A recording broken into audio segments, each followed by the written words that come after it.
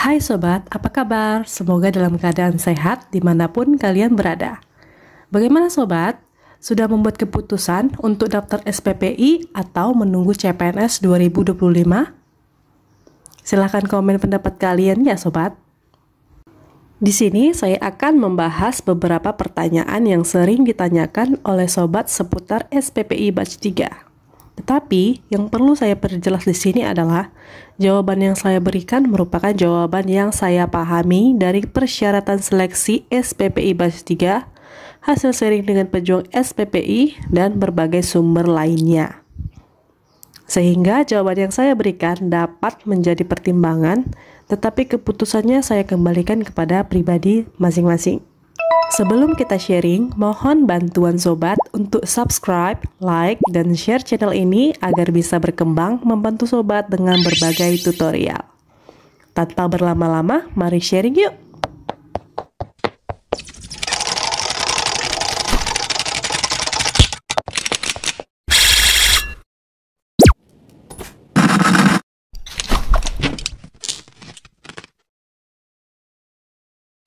Berikut ini adalah beberapa pertanyaan yang sering ditanyakan dan menjadi keraguan sobat. Pertanyaan pertama, apakah lulusan SPPI akan menjadi ASN? Lulusan SPPI akan diarahkan menjadi ASN pada Badan Gizi Nasional yang akan dibentuk dengan mekanisme sesuai peraturan perundang-undangan yang berlaku. Jadi, yang perlu kita pahami di sini adalah kata diarahkan ya sobat. Diarahkan itu berarti akan dipandu atau dikelola. Statusnya CPNS atau P3K belum ada kejelasan. Tetapi dengan kata diarahkan tersebut, maka kita harus tunduk atau patuh dengan mekanisme dan segala kemungkinan yang akan terjadi. Setelah lulus, kerjanya bagaimana? Sobat yang lulus akan ditempatkan menjadi Kepala Satuan Pelayanan Pemenuhan Gizi atau SPPG di bawah Badan Gizi Nasional di wilayah tugas masing-masing untuk melaksanakan pemenuhan gizi nasional yang mendukung program Bapak Presiden Prabowo Subianto dan Bapak Gibran. Badan Gizi Nasional adalah lembaga negara non-kementerian yang berdedikasi untuk pemenuhan gizi nasional yang memiliki tujuan untuk menciptakan sumber daya manusia Indonesia yang berkualitas. Jadi, makan bergizi gratis ini adalah sebuah fondasi untuk generasi yang akan mendatang. Apakah mendaftar SPPI wajib ke Kodim? Pendaftaran SPPI hanya melalui situs web https://spp.indonesia.com dan segala keputusan dilakukan oleh panitia seleksi SPPI Batch 3. Jika sobat ingin melapor ke Kodim dipersilahkan, tidak menjadi masalah. Seleksi ini gratis dan tidak ada dipungut biaya ya sobat. Panitia seleksi tidak meminta pungutan dalam bentuk apapun. Gaji SPPI berapa ya? Setelah lulus, tentunya sobat akan mendapatkan hak-hak berupa gaji.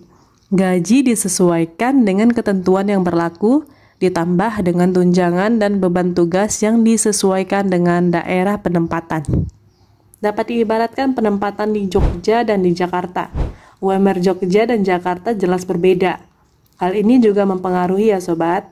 Tetapi apapun itu harus disyukuri.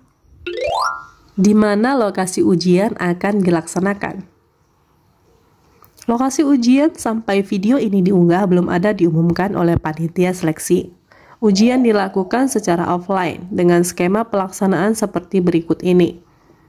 Kemungkinan lokasi ujian akan diumumkan setelah pengumuman seleksi administrasi. Sobat dapat mengikuti update terbaru dari panitia seleksi. Apakah surat lamaran menggunakan materai? Pada lembar persyaratan seleksi SPPI Batch 3 ini hanya terdapat template surat pernyataan. Sehingga untuk surat lamaran sobat dapat membuatnya sendiri dengan format yang formal. Banyak contoh-contoh surat lamaran yang dapat sobat temukan. Tetapi yang perlu diperhatikan adalah surat lamaran harus ditujukan kepada yang terhormat Kepala BGN RI U.B, Ketua Rekrutmen SPPI Batch 3 di Jakarta. Dan tanda tangan tidak perlu dibubui dengan materai ya sobat. Merujuk pada poin 11 yang perlu menggunakan materai 10.000 hanya pada surat pernyataan. Apakah surat bebas nafza dan surat keterangan sehat jasmani dan rohani bisa dari puskesmas?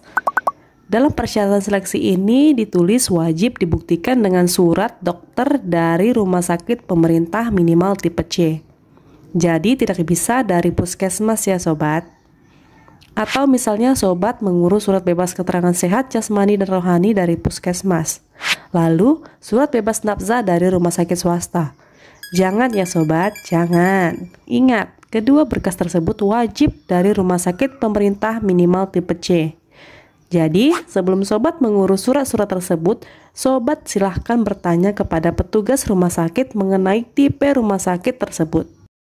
Keterangan keperluan pada SKCK apa?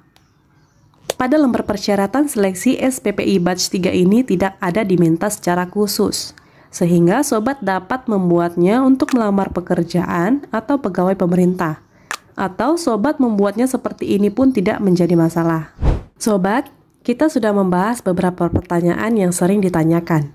Yang perlu dipahami, video ini dibuat untuk sharing dengan sobat yang mungkin masih memiliki pertanyaan yang sama seperti pertanyaan pada video ini.